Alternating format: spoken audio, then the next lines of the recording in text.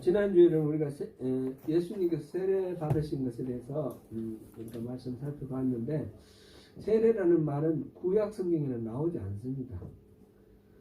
예수님의 모든 사역과 설교와 모든 것들이 구약 성경과 연결되어 있는데, 이 세례라는 것은 어디서 나왔을까? 우리가 지난번에 찾아봤죠. 세례 요한이 처음 세례를 시작했는데, 아마 세례 요한은 그 당시 유대교에 세 파가 있었는데 아마 에세네파에 속했을 것이다, 이렇게 생각됩니다. 파는 이제 사두개파, 바리새파, 에세네파 세 파가 다 유대교인데, 사두개파는 제사장과 귀족들이 주로 그대로 그 멤버들이고, 바리새파는 그냥 평민들인데 가장 엄격하게 율법을 적용하는 사람들이 바리새파들이었죠. 근데 에세네파는 좀 다른 차원에서 이제 기다리던 메시아가 이제 올 때가 임박했다, 그렇게 해서 세상에 있는 모든 생활을 다 끊어버리고 광야로 가서 공동체 생활하던 사람들입니다. 그 사람들은 우리 지지난 시간에 우리 봤는데, 마카베오 혁명 이후에 이 세파가 생겼는데, 이 돌아가는 모양을 보니까 더 이상 갈 데가 없을 정도로 막다른 골목까지 왔다, 이렇게 생각한 거예요, 에세네파에서는.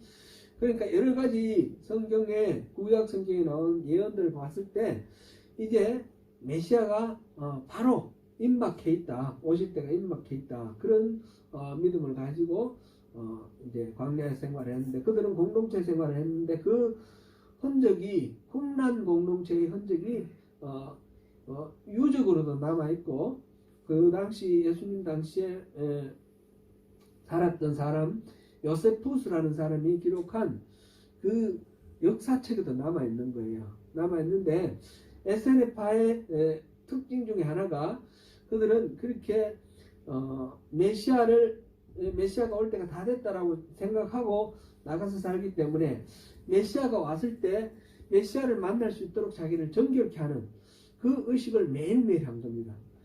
그 유다 광야 그 메마른 땅에 그 물을 끌어들여 가지고 거기서 매일매일 목욕을 하는데, 이게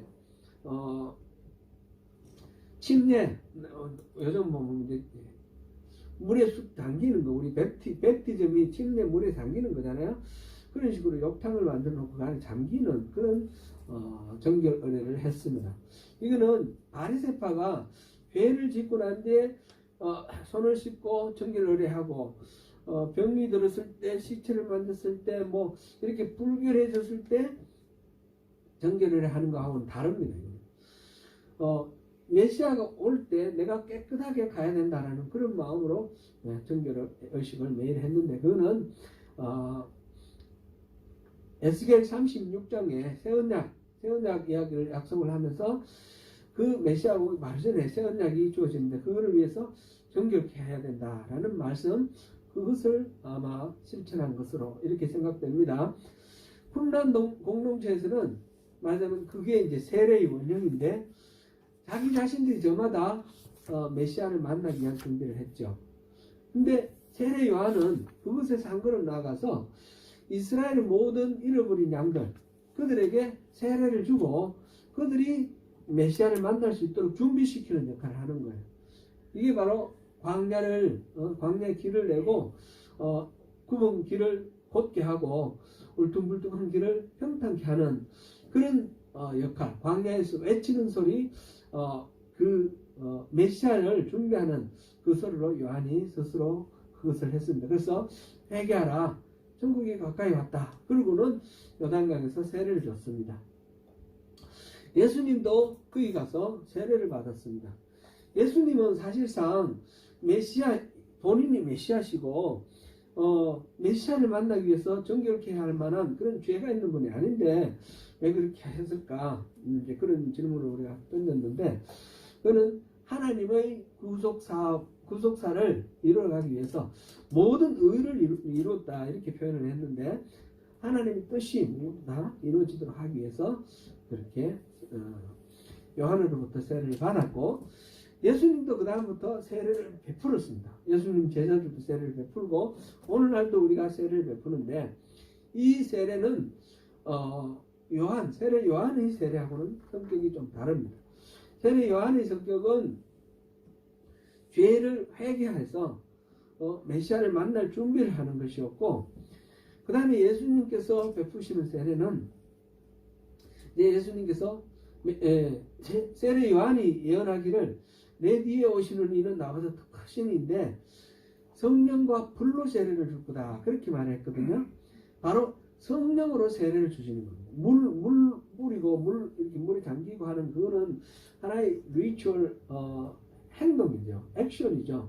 그런데 뒤에 그 행동 속에 담겨 있는 의미 그거는 내가 마음을 열고 주님을 받아들인다. 그랬을 때 성령님이 임하신다. 그런 의미가 됩니다. 그래서 실질적으로 우리가 세례를 받을 때 성령이 임하느냐 안 하느냐라는 것은 사실상 그렇게 말할 수는 없습니다. 성령은 먼저 임할 수도 있고요. 우리 세례 받기 전에 성령이 임해가지고 우리가 변화되고 난 뒤에 그것을 증명하기 위해서 세례를 받는 경우도 있고 세례를 받는 순간 성령이 임하시는 경우도 있고 세례를 받고 난 뒤에 나중에 또 어느 순간에 성령이 임하시는 경우도 있어요. 그러니까 그거는 시간적으로 일치하느냐 그건 아니고 그런데 세례를 받는다는 것 자체가 성령을 받아들인다라는 그런 의미가 있다. 그런 오늘날 우리가 세례할 때도 그런 의미로 세례를 한다. 이렇게 우리가 이해하면 되겠습니다. 이제 예수님 그렇게 세례를 받으시고 난 후에 그 다음에 광야에 나가서 시험을 받으셨어요. 시험을 받으셨는데 오늘은 그 시험에 대해서 함께 살펴보겠습니다. 3장에서 우리가 예수님께서 하나님의 아들 그리스도 되심을 입증하는 일이 두 가지가 있다고 했습니다. 하나는 세례 요한이 예수님을 하나님의 아들이라 말한 것입니다. 그죠? 그렇게 그리스도라고 선포한 것입니다. 세례를 받으러 나온 예수님께 요한은 내가 당신에게 세례를 받아야 되는데 어떻게 당신이 내게 세례를 받으러 옵니까? 그러면서 세례하는 것을 사양을 합니다. 그랬더니 예수님께서 모든 의를 이루기 위해서 이렇게 하는 게 있어 마땅하다. 그러면서 세례를 해달라고 그렇게 말을 하죠. 이제 마태복음에는 이것만 나와 있는데 이 요한이 세례 요한이 예수님이 그리스도라는 것을 그 이전에 그러면 확실하게 알았을까요? 예수님은 나중에 보면 또 세례 요한은 나중에 예수님이 자기가 감옥에 갇혀 있을 때 예수님이 기다리던 그 메시아가 맞는지 아닌지 제자들을 보내 물어보거든요. 그러고 보면 세례 요한은 확신이 있어서 미리 알고 그렇게 했던 건 아닌 것 같아요. 마태복음에 또 없는 이야기지만 누가복음에 보면 이 예수님과 세례 요한은 친척이에요. 가까운 친척이에요. 마리아가 예수를 잉태했을 때 요한의 어머니 요한을 잉태한 그 엘리사베스를 찾아갔어요. 찾아가가지고 석 달 동안 거기서 머물렀다 그러거든요. 그러면 친척도 보통 친척이 아니고 아주 가까운 친척 같아요. 어떤 관계인지는 안 나타나는데 아마 이모구나 이쯤 될 것 같아요. 친한 아주 가까운 친척인데 그래서 요한이 6개월 먼저 태어나고 예수는 6개월 나중에 태어났는데 그러니까 뭐 같은 또래니까 자랄 때 서로 만나기도 했겠죠. 만나기도 하고 친척으로 잘 알았는데 친척으로 누구를 아는 거하고 이 사람이 그리스도라고 하는 거는 전혀 다른 차원의 이야기예요. 그래서 예수님이 세례 요한이 그 세례를 베푸는 현장에 나타났을 때 요한이 어떻게 그리스도라는 걸 알았을까? 예수님이 그리스도라는 사실을 알았을까? 그런 질문이 우리가 가능하겠죠. 요한복음 1장에 보면 그 이야기가 나와요. 나 원래 몰랐다 그랬어요. 원래 몰랐는데 하나님이 말씀하시기를 성령이 비둘기처럼 그 위에 임하는 것을 보거든 그 사람이 그리스도인 줄 알아라 그랬는데 예수님께서 오실 때 성령이 그 위에 임하는 걸 봤다는 거죠. 그러니까 이분이 바로 내 친척 동생인데, 그냥 친척 동생이 아니라 이분이 그리스도다라는 걸 알게 되는 거예요. 그래서 예수님을 그리스도라고 선포를 한 겁니다. 이게 이제 첫 번째 증언이고, 두 번째는 그렇게 세례를 받고 예수님께서 물 바깥으로 나왔을 때 하늘이 열리고 하늘에서 성령이 비둘기처럼 이렇게 내려왔다고 그랬어요. 그리고는 하늘에서 음성이 들렸어요. 음성이 들렸는데 오늘 우리가 암송한 그 구절이죠. 뭐라고 했습니까? 이는 내 사랑하는 아들이요 내가 기뻐하는 자다. 하나님께서 지금 말씀하시는 겁니다. 이 사람은 바로 내가 사랑하는 아들이고 내가 이 사람으로 인해서 기뻐한다. 내 아들이다. 그렇게 말해요. 예수님을 이렇게 하나님께서 직접 하시는 말씀은 변화산에서도 그 말씀 하셔요. 그렇게 하시면서 여러분들은 이 사람의 말을 들어라. 그렇게 그 말씀하시는데 이제 이거를 모든 사람이 다 들었느냐 못 들었느냐 이거는 잘 모르겠어요. 여기서는 이 기록만으로는 확실하지는 않아요. 그 변화산에서 하나님이 말씀하실 때는 그 제자들이 못 알아들었다고 그랬어요. 그 하나님의 말씀을 못 알아들었다고 그랬는데 여기서는 다른 이야기는 없어요. 아마 다른 사람들도 뭔가 들을 만한 그런 그런 말씀이 아니었을까 이렇게 생각됩니다. 그래서 요한도 이 사람이 그리스도다 그렇게 말했고 하나님도 이 사람이 그리스도다 이렇게 말했으니까 그 말은 다른 사람을 들었든지 못 들었든지 간에 예수님은 확실히 들은 거죠.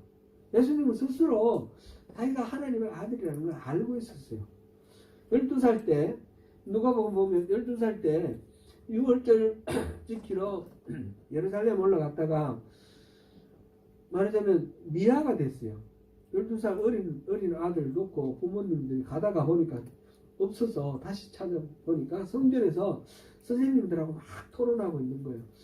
그래서 막 책망을 했어요. 왜 이렇게 부모 걱정시키냐고. 그랬더니 예수님이 뭐라 하셨어요? 내가 아버지의 집에 있어야 할 줄 몰랐습니까? 도로 그렇게 반문을 하는 거예요. 성전이 바로 예수님 나의 아버지의 집이다 이렇게 말하는 거예요. 예수님은 확실히 자기 아이덴티티에 대한 그런 의식이 있는 거예요. 내가 누구다? 하나님의 아들이다. 그런 아이덴티티가 어릴 때부터 쭉 있었는데 그랬는데 또 지금 공생애를 시작하는 이 시점에 하나님이 공식적으로 많은 사람들 앞에서 그거를 말하자면 선포를 하는 거죠. 이렇게 선포하고 바로 다음에 그 선포한 그 다음에 이제 시험 사건이 있습니다. 광야에 나가서 성령님이 이끄시는 대로 광야에 나가서 마귀로부터 시험을 받았다. 그래 됐는데 지금 마태복음과 마가복음에서는 시험의 내용 없고 그냥 시험 받았다. 그것만 나와 있고 마태복음과 마가복음에는 바로 세례받고 난 뒤에 시험 받는 것으로 연속이 되어 있는데 그런데 누가복음을 보면 그 사이에 뭐가 또 하나 더 있어요. 다른 내용이 뭐가 있냐면 족보가 있어요. 족보가 거꾸로 요셉으로부터 시작 쭉 올라와서 아담 그 위는 누구예요? 하나님. 그렇게 쭉 위로 거꾸로 올라가서 하나님까지 올라가는 그런 족보가 있습니다. 그 족보가 있는 거는 왜 그런 족보가 있을까?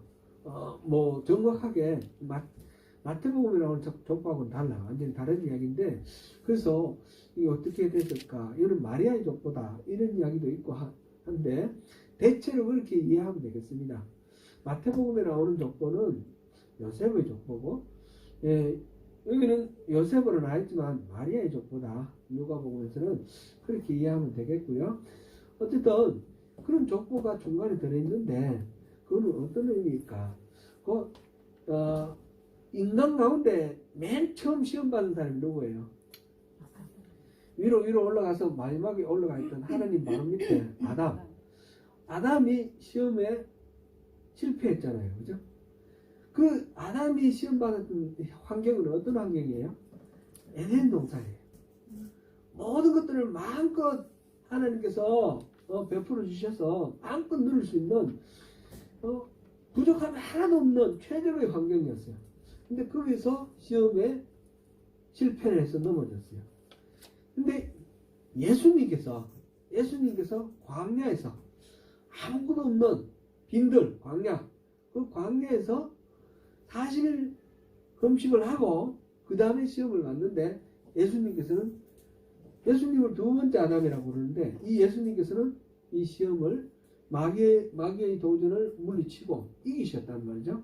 그래서 이 아담과 인간의 이 연약함, 이 모든 것을 다 가지고 있는 아담과 예수님, 두 번째 아담, 이 예수님을 직접적으로는 언급하지 않았지만 이걸 대조를 하면서 예수님의 이 시험의 의미를 이렇게 부각시키기 위해서 누가복음에서는 그 족보가 그렇게 배치되었다. 이렇게 이해해도 좋겠습니다.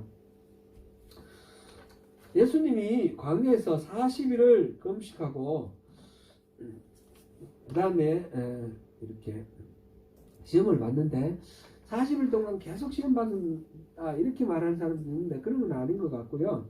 40일 동안 금식하는데 금식할 때 뭐 했겠어요? 금식할 때 밥 안 먹고 그 다음에 그냥 누워 잤겠어요? 아니면 배고픈데 뭐 축구를 뭐 이렇게 하거나 그러지는 않았을 거고 금식할 때 뭐 했겠습니까?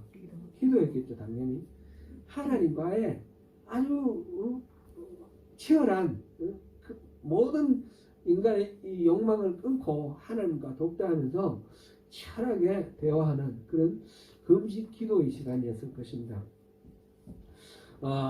근데 그게 40일이었어요. 40일.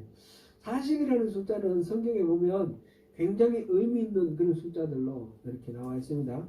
릭 워렌 목사님이 쓴 목적이 이끄는 삶, Purpose Driven Life 다 읽어보셨죠? 아마 다 보셨을 거라 생각하는데 이 책 참 도움이 됩니다. 많이 유익하니까 한번 읽어보시면 좋겠습니다. 여기 보면 이 40일을 영적으로 굉장히 의미가 있는 중요한 기간으로 그렇게 소개를 하고 있습니다.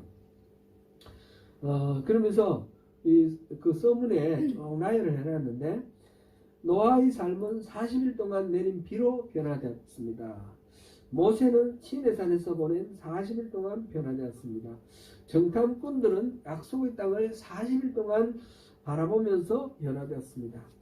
다윗은 골리앗이 40일 동안 도전하는 동안 변화되었습니다.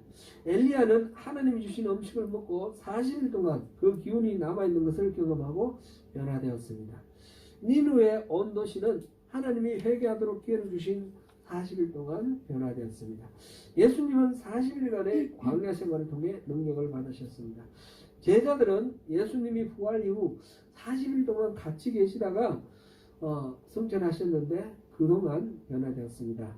이렇게 리고렌 목사님은 예수님이 광야에서 금식하며 보내신 그 40일을 하나님께서 예수님을 앞으로 어떤 일을 하도록 하기 위해서 변화시키고 준비시키는 그런 기간으로 이 40일 동안을 언급을 했습니다.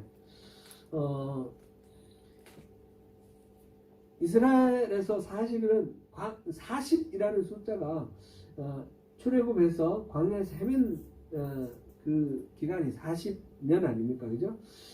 애굽에서 노예 생활 한 게 400년이에요. 그 사사기 뒤에 뭐 조금 붙지만은 대략 해서 400년 이렇게 통상으로 그렇게 말하는 이유는 400라는 숫자가 그런 의미가 있기 때문에 그렇습니다. 사사기 시대도 대략 400년입니다. 4라는 것은 고통스럽고 힘들고 어려운 숫자입니다. 그 어려움을 지났을 때에 결실을 맺는, 그래서 리고렌 목사는 준비하는 기간으로 그렇게 표현했습니다. 예수님께서 이 40일 동안 금식 기도를 하면서 하나님과의 관계 속에서 단단히 준비를 하고 그 다음에 마귀로부터 시험을 받는데 세 가지 시험을 받죠. 오늘 본문에 나오는데 여러분들 잘 아시니까 그냥 한번 짚어보면 좋겠습니다. 첫 번째 뭐 어떤 거였습니까? 돌을 가지고 떡을 만들어라 하는 그런, 네가 하나님의 아들이거든. 돌을 가지고 떡을 만들어라. 하나님의 아들이라는 걸 증명해보라. 돌을 가지고 떡을 만들면 증명. 이거는 마귀가 예수님이 하나님의 아들이라는 걸 믿지 않고, 너 정말이라면 한번 해봐, 이런 식으로 테스트하는 걸까요? 아니면 알면서 그렇게 하는 걸까요? 알면서, 하나님 아들인 줄 알면서 예수님에게 그렇게 하나님의 아들의 권위와 능력을 돌로 떡 만드는데 쓰도록 만드는 거예요. 그렇게 유혹을 하는 거예요.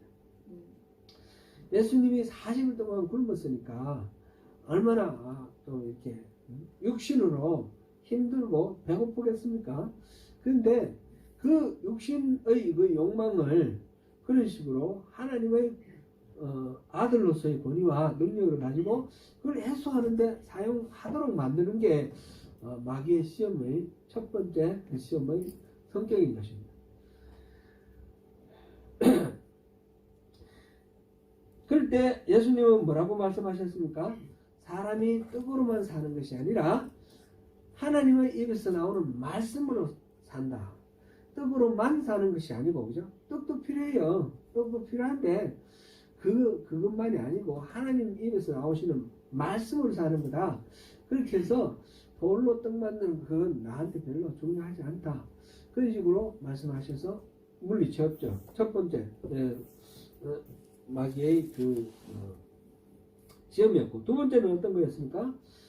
그 예루살렘시, 거룩한 시, 그 성전 꼭대기에 올라가서 한번 뛰어내려 보라. 뛰어내리면 성경에 보니까 천사가 나와서 발을 이렇게 다치지 않도록 받쳐준다 했다. 그러면서 이제 뛰어내리라고 그렇게 유혹을 합니다. 예수님께서 뭐라 하셨어요? 하나님을 시험하지 말라 하셨다. 그 성경 말씀을 인용을 하면서 그것을 거부를 합니다. 시편 91편 11절 12절을 마귀가 인용을 했는데, 시편 91편 11절 12절 말씀은 뛰어내리면 발 받쳐준다 그런 의미는 아니에요. 그죠? 어떤 일이 있더라도 하나님께서 지켜주시고 보호해주신다 그런 이야기인데, 그걸 비틀어 가지고 이렇게 지금 이야기를 했습니다. 예수님은 거기에 지지 않고 성경을 인용해서 하나님을 시험하지 말라 하는 그런 말씀으로 반박하였습니다. 세 번째는 뭡니까? 마귀가 높은 산에 올라가서 온 세상을 다 보여줍니다. 세상을 다 보여주면서 내가 가지고 있는 이 권세로 널 줄 테니까 네가 온 세상을 다 지배하고 온 세상의 영광을 다 받으라. 그럼 나한테 절을 하면, 나에게 경배하고 절을 하면 내가 그 모든 권한을 주겠다. 마귀에게 이 세상 모든 것들을 다스릴 권한이 있습니까? 없습니까? 원래는 없는 거예요. 그죠? 원래는 모든 세상을 다스리는 권한은 하나님께 속해 있죠. 그런데 하나님이 아담에게 위임한 그 권한을 아담이 이 마귀에게 팔아먹었어요. 그리고 마귀가 지금 세상 권세에 이 쥐고 흔드는 그런 주체가 마귀가 되어 있습니다. 그래서 그거를 주겠다는 거죠. 그걸 주겠다. 세상의 권력과 명예. 그랬을 때 예수님은 사탄아 물러가라. 주 너희 하나님께 경배하고 다만 그를 섬기라 하는 그 성경 말씀을 인용해서 말했습니다. 오직 하나님만 섬겨야 되지, 너 같은 건 경배하고 뭐 내 명예와 권력을 위해서 그런 건 하지 않는다. 그렇게 거부를 했습니다. 예수님이 지금 시험받고 있는 이 세 가지는 인간의 모든 욕망을 전체를 대표한다, 이렇게 볼 수 있습니다. 첫 번째, 그 돌로 떡을 만드는 것은 단순히 배고픈 것만 해소하는 그런 이야기가 아니라 인간의 육신의 모든 욕구, 의식주, 먹고 사는 문제, 이 인간의 육체적인 모든 욕구를 건드리는 그런 시험이죠. 하나님의 아들로서의 권위와 능력을 먹고 사는 문제를 해결하는 데 사용하라 하는 것이 지금 사탄의 그 유혹이고, 예수님은 자신의 영광을 위해서 하나님이 자기에게 부여해 주신 그 소명, 그것을 저버리지 않겠다는 거죠. 지금 예수님께서 왜 이 땅에 오셨습니까? 예수님은 하나님이신데 이 땅에 오신 이유는 사람이 되어서, 사람으로서 사람의 죄를 지고 십자가를 지고 죽음으로써 사람의 죄의 문제를 해결해주고 사람을 구원하기 위해서 오셨습니다. 그런데 하나님의 권위로 하나님의 그 삶을 살아버리면 사람의 입장에서 살아가야 할 이 구속사에 하나님 주신 이 임무를 이거는 버리는 것입니다. 나중에 예수님께서 십자가를 지셨을 때 사람들이 막 조롱을 하는데 예수님께 네가 하나님의 아들이거든 거기서 내려와 보라. 예수님이 하나님의 아들이라고 아들을 확신하잖아요. 그거를 입증하기 위해서 십자가에서 내려와 버리면 어떻게 되나요? 그러면 십자가의 그 구속사는 중단될 수밖에 없는 거잖아요. 그러니까 하나님이 계획하신 인간 구원을 위해서 예수님께 지금 맡겨놓으신 그 롤, 역할, 그거를 벗어나게 하는 게 마귀의 목적이고, 예수님께서는 자기 자신의 정체성, 아이덴티티가 뭔지 확실히 알아서 하나님의 아들이지만 자신이 부여받은 소명이 지금 사람으로서 이곳에 살다가 죽는 겁니다. 지금 시험 받는 것도 사람으로서 이 시험을 받아야 되는 것입니다. 그래서 자신의 정체성을 확실히 이렇게 인식하는 가운데 시험을 물리칠 수 있었습니다. 두 번째는 정신적인 욕망이라고 할 수 있습니다. 성전 꼭대기에서 뛰어내리면 천사들이 와서 예수님 뛰어내리는데 그냥 높은 데서 떨어져 박상에서 죽게 되도록 그렇게 하나님 보내두지는 아니하실 거 아니에요.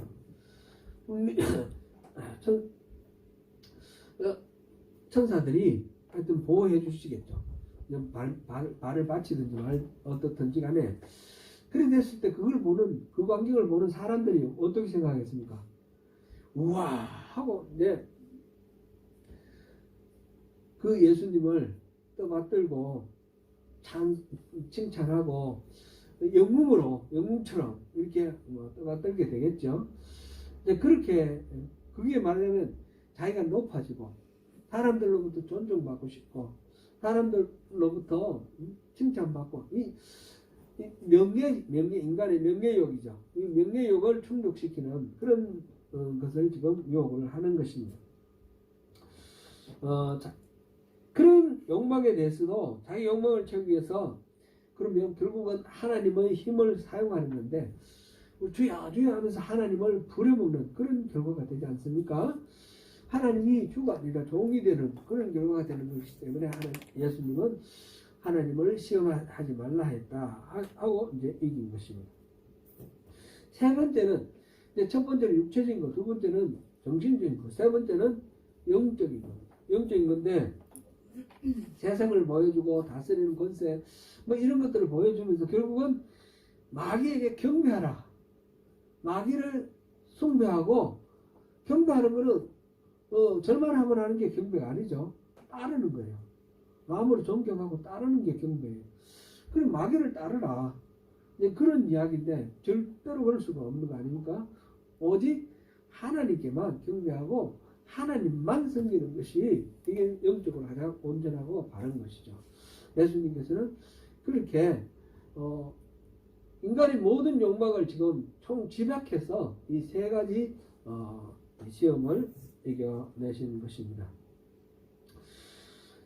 겉으로 봤을 때 우리가 예수님이 싸워 나가시는데 가장 유력한 무기는 뭐였습니까?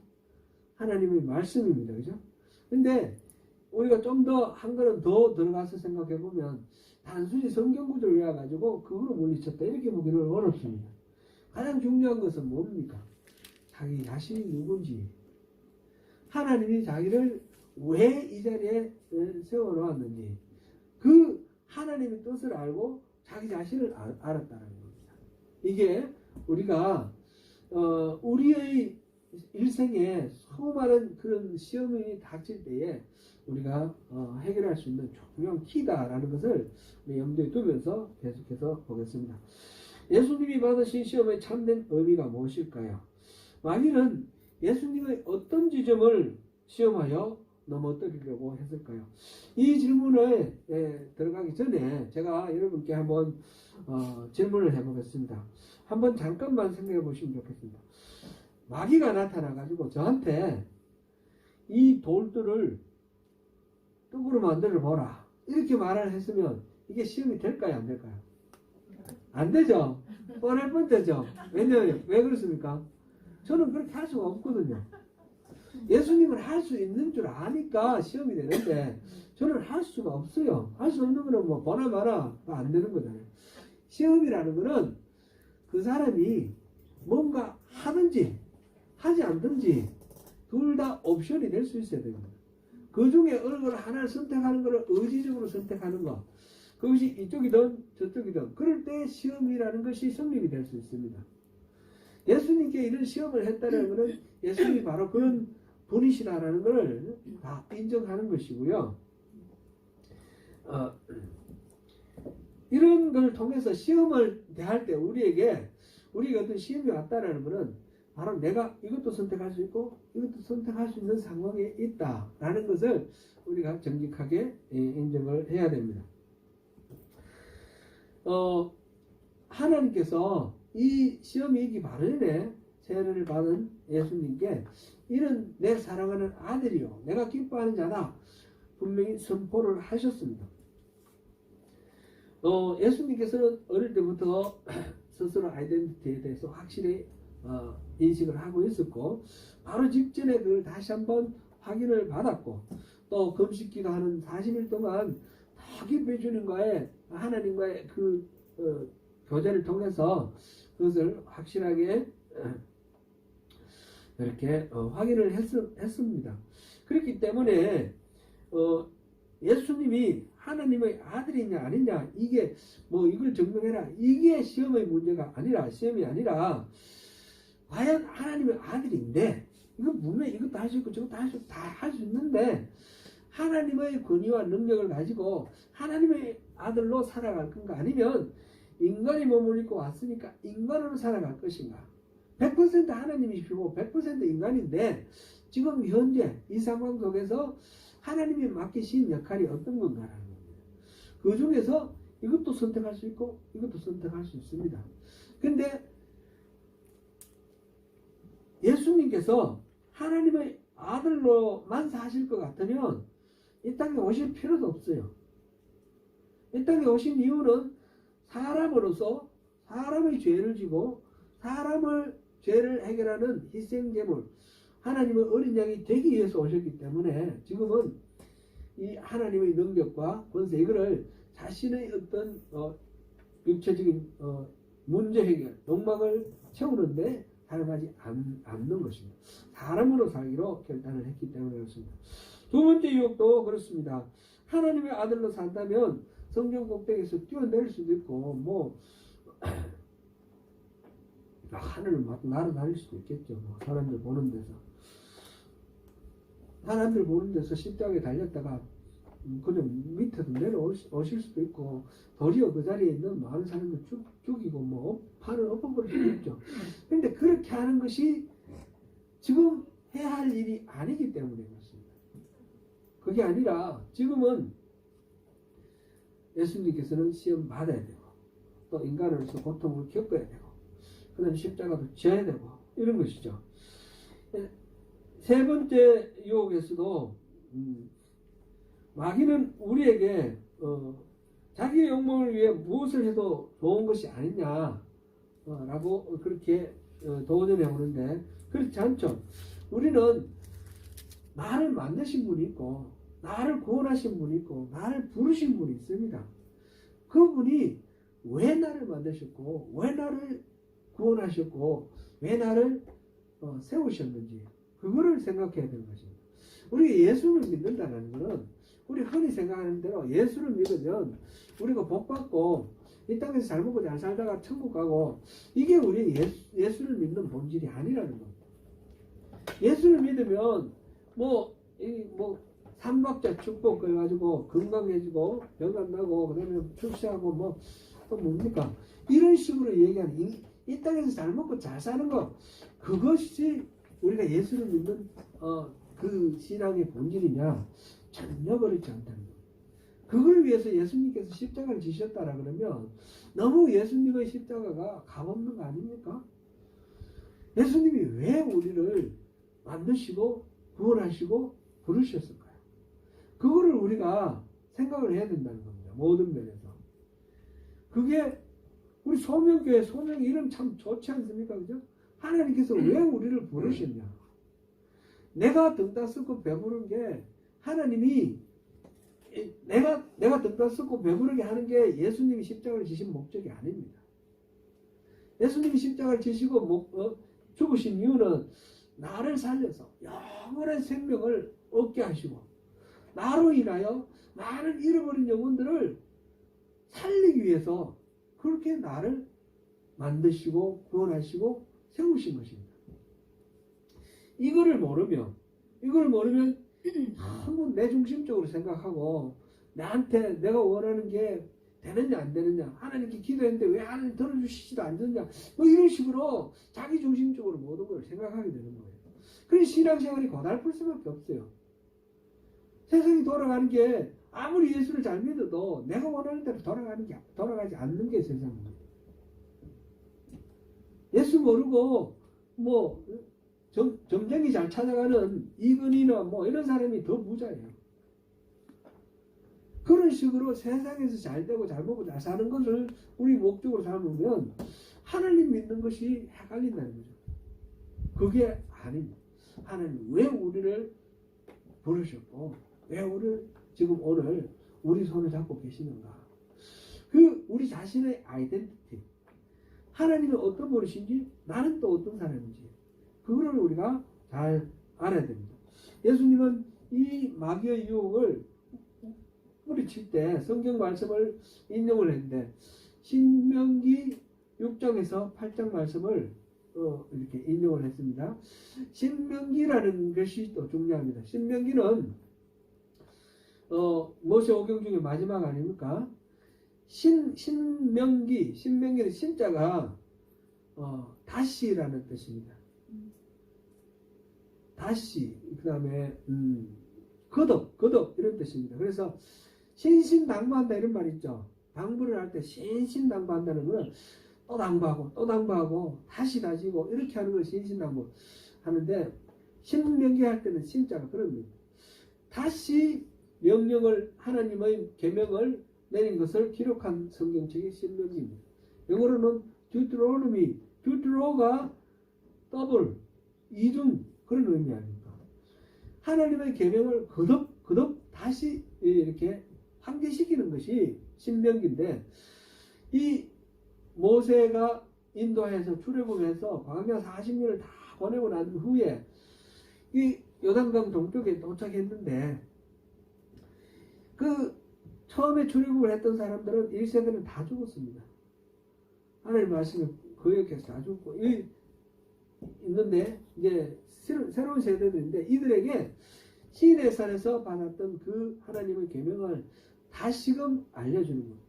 다시금 알려주고 하나님과 이 이스라엘 백성 사이에 약속을 새롭게 체결하는 것이 신명기입니다. 광야 40년의 그 세월이 지나고 난 뒤에 하나님을 다시 만난 이스라엘 사람들의 약속입니다. 그래서 예수님께서 지금 광야에서 40일 동안 금식하면서 하나님과 교제를 하고 그러고 난 뒤에 이 마귀의 시험을 받으면서 신명기의 말씀을 가지고 이걸 가지고 그 마귀를 이렇게 물리쳤습니다. 곧 신명기 하나님과의 약속의 새로워지는 약속이죠. 새로워지는 약속. 그것을 통해서 이것을 이겨내는 것을 봅니다. 예수님이 유혹하고 넘어뜨리려고 한 이 마귀는 결국은 물러갔습니다. 물러갔는데 완전히 떠나간 것 같지 않습니다. 마태복음에는 아무 언급이 없는데 누가복음에 보니까 얼마 동안 떠나니라 이렇게 표현되어 있습니다. 잠깐 떠났다는 거죠. 다시 온다는 거죠. 실질적으로 다시 와서 예수님을 또 유혹하고 또 유혹하고 겟세마네 동산에서 마지막 땀이 피어오르듯이 쫙 그렇게 땀을 흘리면서 기도를 할 때에 그때 예수님은 그때 또 한 번 이 싸움을 하는 겁니다. 유혹과의 싸움. 하나님 할 수만 있거든 이 잔이 지나가게 해주세요. 그게 우리 솔직한 마음이잖아요. 그러나 내 뜻대로 마시고 아버지 뜻대로 하세요. 이게 이제 예수님의 승리죠. 우리의 기도도 마찬가지로 그렇게 할 때 우리가 승리할 수 있고 우리에게도 수많은 도전이 있을 텐데 예수님처럼 그렇게 쉽게 이길 수 없는 것이 우리의 정직한 우리의 상태고요.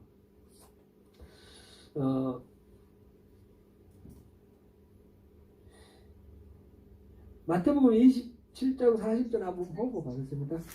마태복음 27장 40절.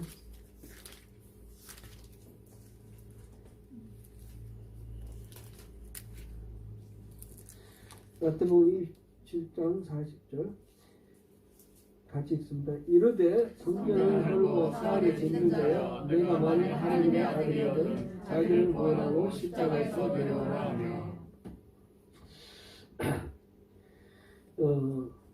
예수님께서는 이 땅에 오신 목적을 놓치지 않음으로써 이런 유혹 내려오라 그랬을 때 이런 유혹들을 다 통과하셨습니다. 인간의 죄 문제를 해결하기 위한 대속제물로서의 자신의 역할을 충실히 감당하게 했습니다.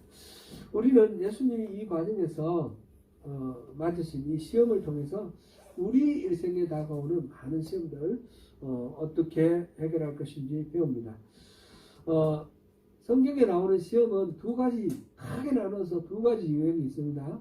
하나는 영어로 보면 테스트라고 할 수도 있고 또 다르게 번역할 수 있습니다. 하나는 유혹이고 하나는 시련입니다. 유혹, 지금 우리 마귀가 예수님을 시험한 것은 유혹입니다. temptation, 그리고 또 하나는 시련이죠. trial, 시련. 유혹은 어떻게 하면 이겨냅니까? 유혹은 거기서 벗어나야 됩니다. 피해야 됩니다. 유혹을 꿋꿋이 감당하려고 그러면 지는 거죠. 시련은 어떻게 합니까? 시련은 꿋꿋이 감당해야 됩니다. 시련은 피하면 끝나는 것이 아니라 다시 옵니다. 감당해내야지 그 단계를 넘어서야지 이 시련을 이길 수 있습니다. 둘 다 시험인데 시험을 통과하기 위해서 유혹의 시험은 피해야 되고 시련의 시험은 감당을 해야 된다 하는 거 우리가 여러 번 살펴본 내용입니다. 예수님께서 시험을 이기신 비결의 핵심은 결국은 자신의 정체성을 잊지 않는 것이었습니다. 우리 또한 그리스도인으로서 우리의 정체성을 정확하게 인식하는 것이 중요합니다. 베드로전서 5장 8절부터 10절 보겠습니다. 근신하라 깨어라 너희 대적 마귀가 우는 사자같이 누르다니며 삼킬 자를 찾나니 너희는 믿음을 굳건하게 하여 그를 대적하라. 이는 세상에 있는 너희 형제들도 동일한 고난을 당하는 줄을 알라. 모든 은혜의 하나님 곧 그리스도 안에서 너희를 부르사 자기의 영원한 영광에 들어가게 하십니다. 잠깐 고난을 당한 너희를 친히 온전하게 하시며 굳건하게 하시며 강하게 하시며 그를 견고하게 하십니다. 아멘.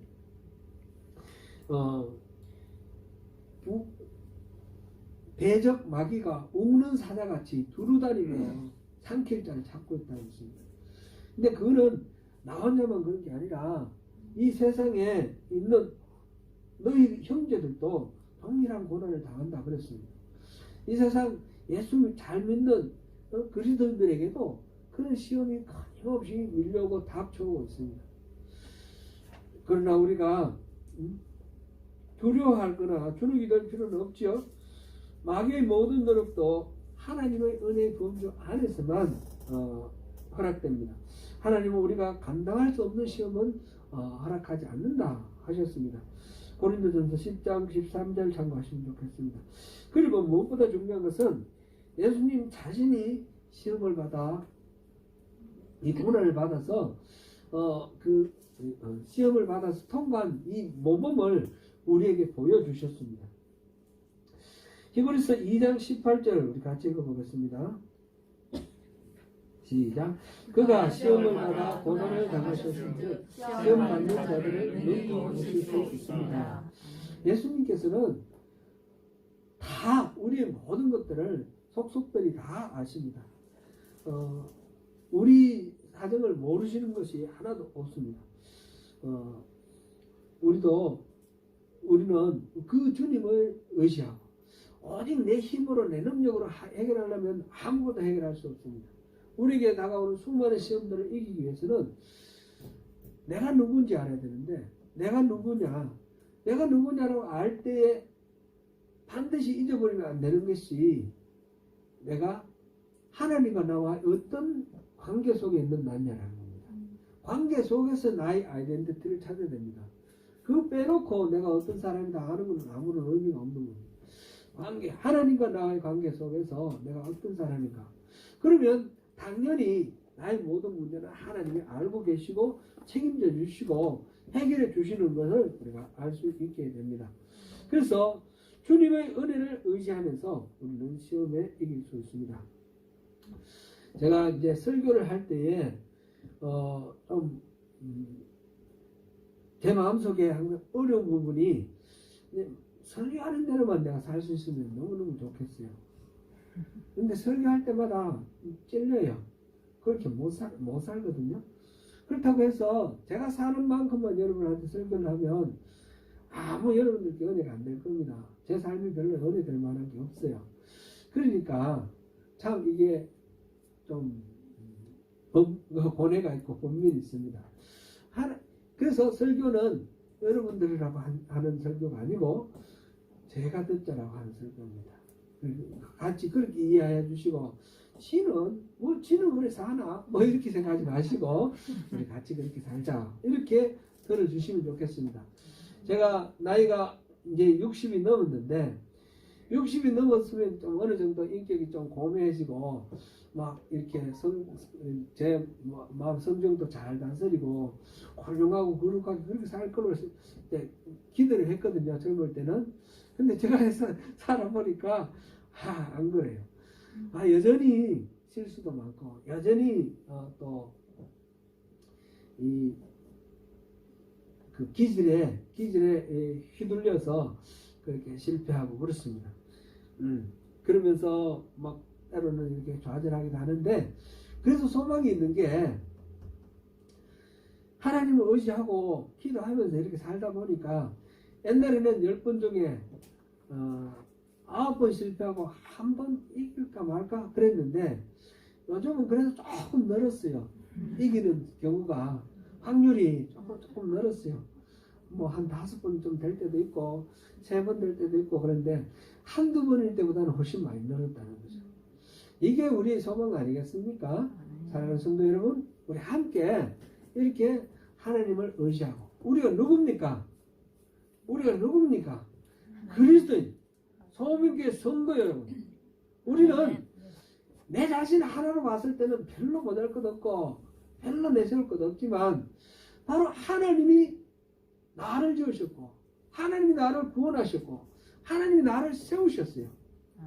하나님이 나를 이 세상 모든 것들보다도 더 귀중한 존재로 나를 생각하시고 불꽃 같은 눈동자로 지키시며 나의 인생을 바라보면서 기대하고 계셔요. 이 하나님을 나를 이렇게 오늘 손잡고 계시는 하나님을 의지하면서 그 은혜 안에서 이 시험들을 넉넉히 이기면서 시험 속에 우리가 사로잡히지 말고 승리하면서 나아가는 저와 여러분 되시기를 축원합니다.